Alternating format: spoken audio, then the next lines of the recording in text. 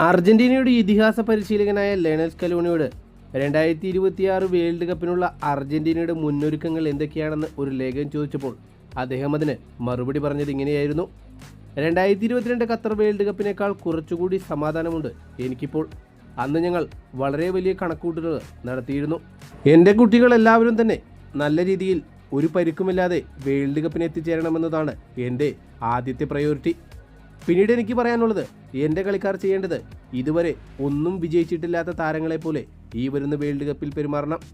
നമ്മൾ കഴിഞ്ഞ തവണ വിജയിച്ചു എന്നുള്ള ആ ഒരു ചിന്ത മാറ്റിക്കളയണം.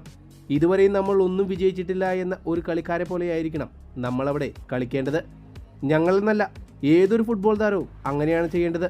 ഞങ്ങൾ ഇതിനു മുമ്പ് വലിയ വിജയങ്ങളൊന്നും നേടിയിട്ടില്ല. ഇപ്പോൾ നേടാൻ പോകുന്നതാണ് ഏറ്റവും വലിയ വിജയങ്ങൾ. അങ്ങനെ വേണം ഓരോരുത്തരും ഓരോ പ്രധാന ടൂർണമെൻറ്റുകളെയും കാണേണ്ടത്. അങ്ങനെ കളിച്ചാൽ മാത്രമേ നമുക്ക് നേട്ടങ്ങൾ നേടാൻ സാധിക്കുകയുള്ളൂ.